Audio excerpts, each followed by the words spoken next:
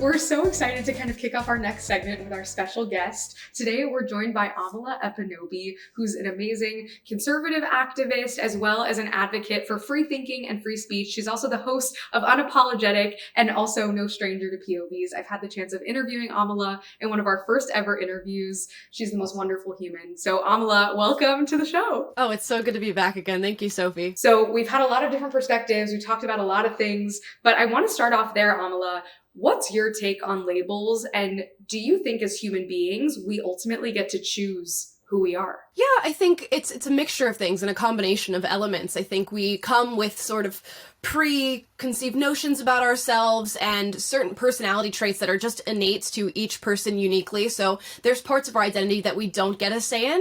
But as you develop and you grow into adulthood and you're going through these formative periods in life, much of your identity you do get to choose. You get to choose whether or not you are a compassionate person. You get to choose how you communicate with other people. You get to choose what things you love to do and pursue your passions. And I feel as though we've sort of shifted our idea of what identity means, and we've started prescribing sort of superficial characteristics to our identity, like who we love and what our skin color is, and that's where we've sort of gone off the rails as far as identity is concerned. But for the most part, you have every say in creating who you are as a unique individual. At the end of the day, I mean, my point of view in all of this is that if we can find a way to coexist with one another and respect one another for who we are, then we're actually going to have a much healthier society and a healthier democracy where we can solve the problems we see. And we were talking about what we think it's going to take in order to create that type of society where maybe we aren't always leading with labels, but we get to exist truly and authentically as we are, and in turn respecting other people for that. What do you think it's going to take to get there? I think it's going to take ownership of truth first and foremost, which I think a lot of people do struggle with because we have been told that you can simply usher in your own reality and create, whatever it is that you see fit. The issue, I think, where we start to get into division amongst two different groups of people or marginalized groups versus privileged groups, all of the different things we're talking about today, is a lack of acceptance that you can lead your life in whatever way you see fit. You should not then be able to tell other people how to lead their life or tell other people what labels they're meant to use, how they are supposed to identify you. And unfortunately, I don't think people are comfortable with going about their lives that way. And that's where a lot of the turmoil begins. So I think it starts with accepting that, yes, I'm going to lead my life in whatever way I see fit and how I feel happy and how I feel fulfilled. But I'm not going to turn around and expect somebody else to be adherent to my vision of what my life is supposed to look like or what my reality is meant to look like. And that's where the divide starts to be healed. But unfortunately, a lot of people think that others need to think the way that they do or have to think the way that they do. I feel like, your journey of like changing political identities or like how you politically align now, do you think there was a lot of focus on your identities when you originally, I guess you would say, identified as like liberal, and now that you're conservative, do your identities still have an importance? Like, do you think that your identities are somewhat important? I think my view of what identity has shifted. When I was on the left-leaning end of things, my identity, I felt, was packaged in this very superficial casing. I was focusing on my race. I was focusing on my sex. I was focusing on sexuality and things like that. And as I grew up and grew out of it, I realized that those things have nothing to do with how you are, who you are as an individual. And we say things like the Black community or the LGBTQ community. And you'll meet people within these communities and they're all different individuals. You could meet a really great Black person. You could meet a really horrible person. The same thing for white people or lesbian people or gay people. So it signals to me that identity marker that we're using and running with, like race and gender, truly has nothing to do with who you are as an individual. So when I went through this ideological change, I asked myself, well, what does identity mean? Because largely we are choosing who we are and how we maneuver through the world. And I think identity has far more to do with intellect, your values, your personal philosophies, than it has anything to do with these sort of other superficial things that I was looking at before in life. I have a question. I'm surrounded a lot by woke culture and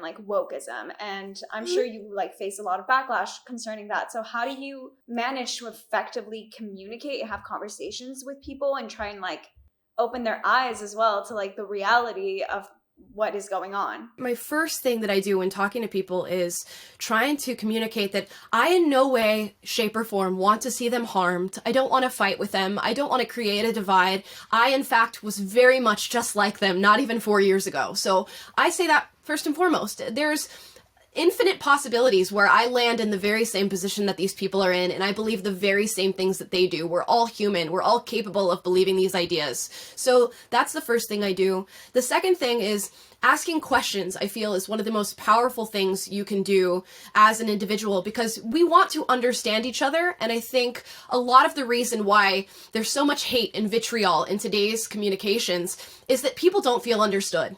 And they feel as though they're talking to somebody who doesn't care what they think and doesn't care why they believe the things that they believe. So ask them about their experience. Ask them how they got to the conclusion that they got to, and then ask them to do the same with you. As you know, that's what we're all about here at TC, and trying to foster that understanding. Amala, thank you so much for joining us, for sharing your POV, and we look forward to hopefully more conversations like this in the future. Yeah, thank you guys for sitting and having a conversation with me. I really appreciate it. We've talked about a lot today, and I just want to start off by saying thank you for bringing your entire self to this couch today and for sharing about the things that made you you. And as we close out our conversation, I wanted to hear, in your mind, from hearing everyone's perspectives, was there anything you felt surprised by or something you better understood that you don't think you understood when you first walked in? And is there anything that you think we all agreed on? Like, where do you think that common ground is? I found myself retweeting everything they were saying at different points in the conversation. So I really appreciate just hearing the difference of opinion and also like helping to expand the aperture of like what's possible for ourselves. So I really enjoyed that. I'm happy, really happy with how the conversation went, because when I came in, I was like, these are hot takes. Even when I did like the pre-interview, I was like, I'm saying stuff I usually don't. And that can be kind of scary. So I came into here like, I am so excited for disagreement, but I always am scared that there's going to be animosity or people are going to take it personal or you're going to attack someone's character, because I see that so much on political or personal discourse. And I was really happy that there was so much respect in the room still, when there was disagreement. I think a common consensus that I gathered was identities are important and we treat everyone with respect. The one thing that we agree with is that, everyone like deserves to be able to, express who they are. I think we just have varying levels of disagreement about what that kind of looks like.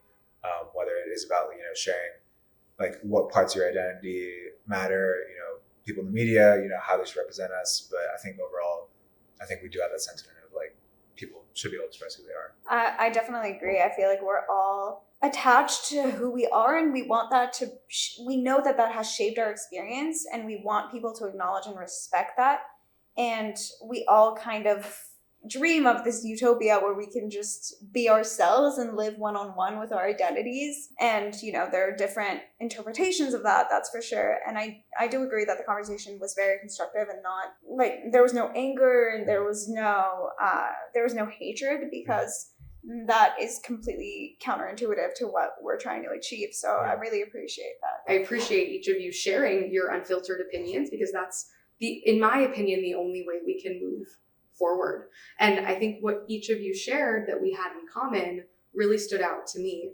And at the end of the day, when it comes to identity, it can be such a sensitive topic because it's so intertwined with who we are. But it seems like each of us agrees that we are who we are because of the things we've experienced. And whether it's labels that we've identified with or have been thrust onto us, or whether we even agree with the term label, I found that to be really interesting. And I think at the end of the day, we want to create a more inclusive world where we can be who we are and allow others to be who they are as well. We always like to share that we truly can't unify or create this more unified world without you and I. It really takes all of us.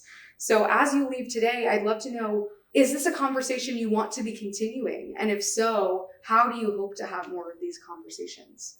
I think for me, the big thing is just about where do we go from here? Because I think the intention of having this conversation, right, is not to ask, what is the current, not only what is the current state of how we view this, but, in terms of the term progress, which is a very big term, what is the right direction? To what extent do labels and identity matter in making progress as a society? Even, the topic of safe spaces as well. Topics like this, we'll be talking about things like this at our summit. LGBTVC is hosting a summit for Pride in June New York City. So things like this we'll be talking about there. I always try and bring up these questions when I'm with people and we're having conversations, for example, on like who's allowed in a woman's restroom. And then I talk about, trying to be more open-minded and get out of our Western understandings of it and think of, for example, Muslim women who may want to take their veil off in a women's bathroom but don't feel comfortable doing that just because they've never been exposed to trans women or that community. And it's like, I feel like now the narrative of identity is about this like all-inclusivity, and it's so Western, and there's no consideration of how people in other parts of the world might react to it. And I feel like people need to be more understanding of that and need to be a lot less offended if their identities are misrepresented or misunderstood. For me, I think the most important thing for me, and I think other people can do though, is just continue having that conversation, create that welcoming space again, and encourage people to have that dialogue where it's natural, where again, people disagree. And I think the problem is that we think of disagreeing as like being hurtful or offensive, or you're a terrible person now. That to the point where like you can't even have a conversation with some people.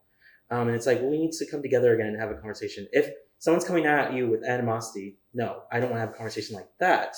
But if there's respect there, I want to keep having the conversation, because I think when you have these conversations and you learn about real people, you get away from the stereotypes that you have, because we all have bias, and you just learn more about people and you gain more awareness. So the last question I have for each of you is, would you be interested in continuing the conversation we had today? It sounds like Absolutely. a simple question, Yeah.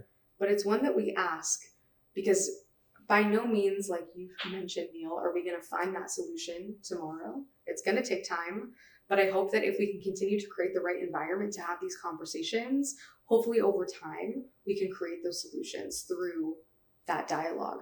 So if you're down, and only if you're comfortable, I'd love to find a way to continue this dialogue with each of you. Excited to hopefully keep this conversation going. Hi, everyone. My name's Connor. I'm one of the founders of Mentra, and we are building the next LinkedIn for the neurodiverse, who oftentimes have gone through most of their life without a sense of community. However, for many folks with invisible differences, labels serve as a very powerful way to identify around a shared experience. This unified label gives folks a chance to unmask and share to the world that, yes, I do think differently. Yes, I do have different needs, but also I have different strengths. Someone with dyslexia might share that they have dyslexia, and it means sometimes they might, make mistakes spelling words in emails. However, they also might have exceptional entrepreneurial capabilities. Someone with autism might share that they have autism, and oftentimes it's difficult to make eye contact in an interview. However, they might be able to bring exceptional pattern recognition to their role. But being able to come with a label that would allow someone to open their mind to a potential experience, and then also give the context for how that really manifests in your personal